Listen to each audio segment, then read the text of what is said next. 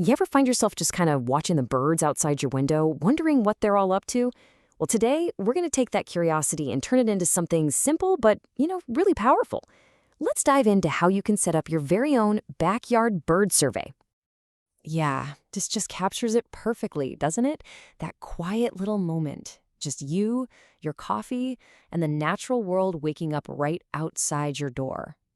It's such a simple pleasure, just watching the same little guys show up and noticing their daily rhythm. But here's the really cool idea. What if that personal, peaceful little ritual of yours could have a much bigger impact? What if every single bird you count could actually contribute to a bigger picture, helping us understand our world just a little bit better? So that brings us to the big question. Why bother doing this? Well, it's so much more than just a hobby. Your observations, they really, really matter. You see, every time you log what you see, you're creating a tiny piece of a giant puzzle. And when thousands of people like you are all doing it, scientists can suddenly see the big picture. They can track migrations, they can check on the health of bird populations, and they can see how things like climate change are affecting them. Your backyard literally becomes a tiny but vital research station. All right, so you're ready to become a citizen scientist. Awesome! Let's get you set up with your starter kit. And don't worry, this is going to be incredibly easy. It really just boils down to these 3 simple things. First, where you're going to watch from. Second, when you're going to do it. And third, what you'll need. Let's walk through each one right now. Okay, for your spot, the #1 rule is just be consistent.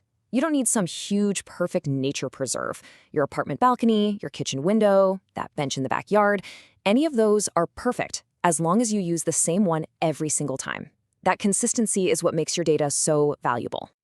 And that same idea, consistency, it applies to your schedule too. Ideally, you want to aim for about 10 to 15 minutes a few times a week, maybe in the morning when the birds are most active. But you know what? A consistent 10-minute count once a week is way more useful than a random 3-hour session once a month. So just aim for a rhythm that works for you. Consistency over perfection, always.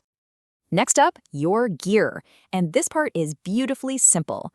All you really need is a notebook, literally any pair of binoculars you have lying around, and maybe a bird ID app on your phone. Merlin is a fantastic free one. Oh, and a way to time yourself. You've probably got all this stuff already. And that's maybe the best part of all. This is one of the most accessible science projects on the planet. There is absolutely zero barrier to entry. No fancy equipment, no expensive memberships. It's just you, your attention, and the birds.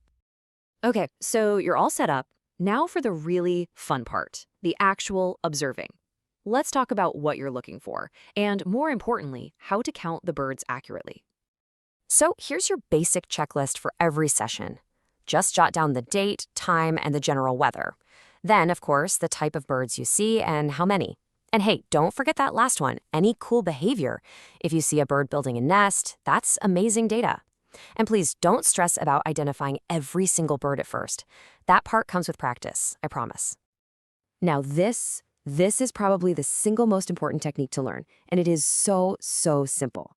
To make sure you're not counting the same bird over and over again, you only record the highest number of one type of bird that you see together at the exact same moment. So why this weird rule? Well, it's actually a pretty clever trick to keep the data accurate. Think about it. A little chickadee might zip back and forth to your feeder 5 times in 10 minutes, but it's still just one chickadee, right? This rule stops you from accidentally reporting a flock of 5 when it was just one very busy bird. And here is a perfect example of how that works. Let's say you look out and see a group of 4 sparrows. A few minutes later, you look again, and now you only see 2. Your final count for sparrows for that session is 4. You don't add the 2 counts together. It's just the maximum number you saw all at once. Simple, right? So you've done your count, you've got your notes. What now? Where does all this great information go? Let's take a look at how your data transforms into real discovery. You've got a few awesome options. You can contribute to global science by uploading your counts to a huge database like ebird.org. Or you could share what you find with a local birding club. Or, honestly, you can just keep a journal for yourself. The personal discoveries are just as rewarding. And I'm telling you, this is 100% true. There is such a thrill when you start to see the story of the year unfold in your own notes. You'll notice the exact day the dark-eyed juncos show up for winter, or you'll spot a rare warbler passing through on its way north. It just connects you to the seasons in a totally new way. And finally, let's talk about how to make this something that sticks, something that becomes less of a task and more of a true ritual.